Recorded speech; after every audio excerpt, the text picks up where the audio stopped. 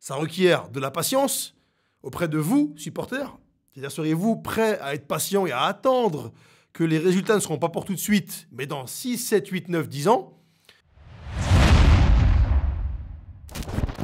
Voilà la team! Comment ça va les gars? J'espère que vous allez bien. Les amis, sujet très intéressant, proposé par Marco, un ami.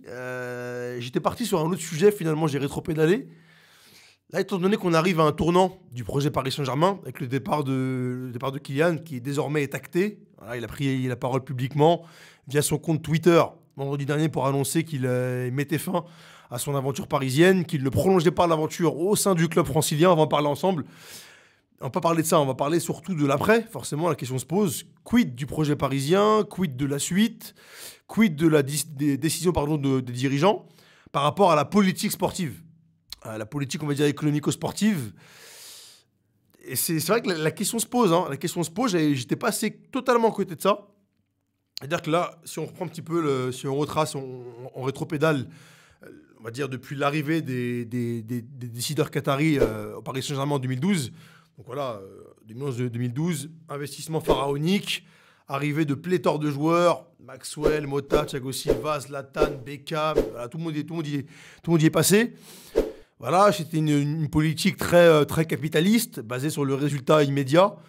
Force est de constater qu'après maintenant 12 ans d'exploitation, le Paris Saint-Germain n'est toujours pas parvenu à remporter la Ligue des Champions. Voilà, ce qui peut soulever des questions. Il y a pas mal de débats autour de ça, il y a pas mal d'explications en termes d'effectifs, en termes de finances, en termes de politique aussi sportive au sein du club. Pas mal de choses qui s'entremêlent. Mais c'est vrai qu'il y a pas mal notamment un sujet quand même qui est prépondérant, c'est la formation. Au milieu de tout ça, quid de nos jeunes? Il y a des joueurs qui ont été formés, qui sont partis. Jurisprudence Rabiot, jurisprudence Kingsley Coman.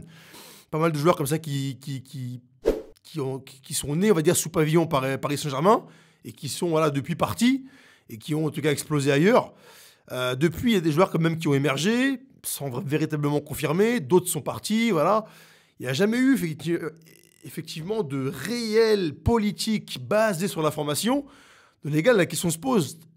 Forcément, le départ de Kylian marque la fin d'une ère, la fin d'un cycle. Donc forcément, l'ouverture d'un nouveau. Que devons-nous faire?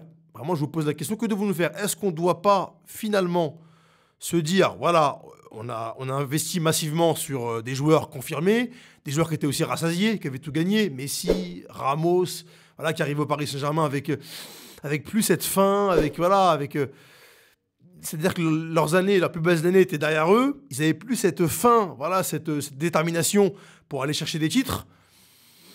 On les a pris, on a essayé, ça n'a pas marché. Voilà, il y a plusieurs exemples, hein, voilà, Messi, Neymar, Sergio Ramos, il y en a encore d'autres. On aura essayé, voilà, on peut pas aussi jeter la pierre aux dirigeants, ils auront essayé, ça n'a pas marché. En tout cas, si, le club quand même a passé un cap, on va pas se mentir, sur le plan marketing, sur le plan de l'aura, sur le plan aussi c'est-à-dire que quand même les Qataris ont placé le Paris Saint-Germain sur l'échiquier mondial, à un niveau quand même qu'il faut pas voilà, on va pas cracher là-dessus. Maintenant, sur le plan des résultats, l'objectif principal était d'arriver à la Champions League. Le Paris Saint-Germain n'est toujours pas parvenu. Ne faudrait-il pas finalement partir sur un modèle voilà. Là, je vous pose la question, je vous donnerai mon avis après. Il y a 3 options qui s'offrent à nous. Soit l'option numéro 1, rester dans la continuité, c'est-à-dire investir dans le marché, investir pas mal d'argent sur des joueurs qui sont confirmés, plus ou moins confirmés, des joueurs qui ont tout gagné, etc. Continuer à avoir cette politique un peu capitaliste, c'est-à-dire on prend les meilleurs un peu partout, on les assemble et on voit ce que ça donne. Option numéro 2, on fait table rase de tout ça, on plante des graines au niveau de la formation, on se laisse le temps de laisser ces graines arriver à maturité, laisser ces graines pousser pour pouvoir récolter, mais dans 5, 6, 7, 8, 9, 10 ans. Donc là, ça requiert de la patience auprès de vous, supporters. C'est-à-dire, seriez-vous prêts à être patient et à attendre que les résultats ne seront pas pour tout de suite, mais dans 6, 7, 8, 9, 10 ans? Patience aussi au niveau de la direction, c'est-à-dire que ça va nécessiter de la patience au niveau des décideurs. Seront-ils prêts à le faire? Seront-ils prêts à avoir cette patience après avoir déjà investi pendant 12 ans? Pas sûr. Ou alors, modèle numéro 3, solution numéro 3, modèle hybride, c'est-à-dire on continue à rester sur un modèle capitaliste.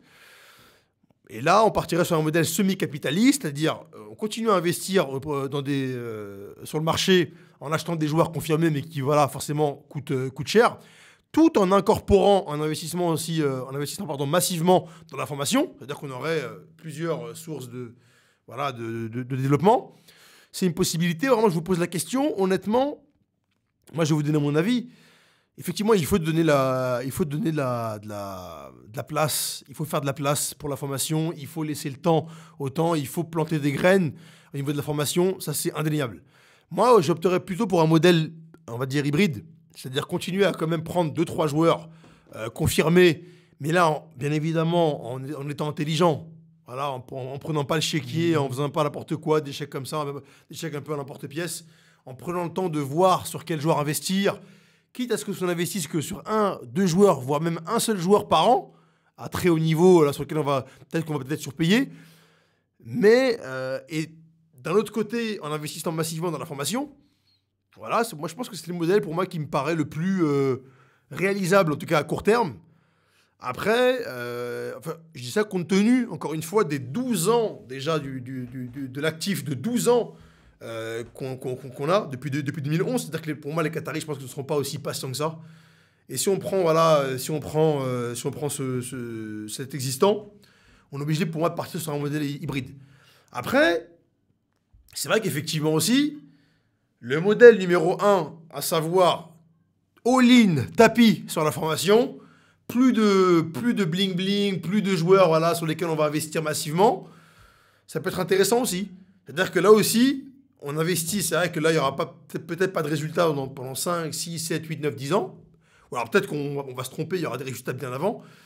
Mais on part du principe que ça va prendre du temps. Comme vous le savez, il n'y a pas de vérité absolue dans le football, dans la vie en général. C'est-à-dire que si on part sur ce modèle-là, après, ce qui est bien, c'est que peut-être en 7, 8, 9, 10 ans, là, on va construire un vrai modèle de référence. Et là, pour le coup, après l'attente de 10 ans, après, ça va tourner tout seul. Ça va tourner tout seul. On aura un vrai modèle de référence, comme a pu avoir aussi le Barcelone à ses grandes heures, le Real Madrid, Bayern de Munich et tous ces clubs voilà, mythiques. Moi-même, les gars sont allés bien loin, sans sortir des frontières. Le FC Nantes auparavant, Lyon, voilà, ces grandes heures, l'AS Saint-Etienne. Je pense qu'il faut qu'on crée un peu un modèle comme ça.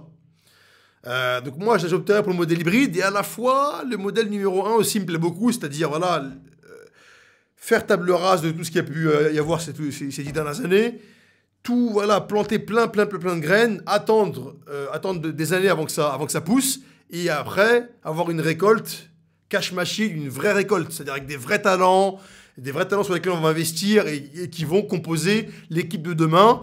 Et d'ailleurs, ça va permettre au club de grandir. Du coup, le club sera plus attractif. Du coup, même sur le plan européen, il y aura beaucoup plus d'émoi, beaucoup plus d'émulation. Et auprès même de l'Europe et du monde du football, ça enverrait un vrai message. Et là, on serait encore plus en plus crédible. Voilà, les gars, je vous pose la question. Solution 1, solution 2, solution 3. À vous de me dire en commentaire. En tout cas, c'est très intéressant.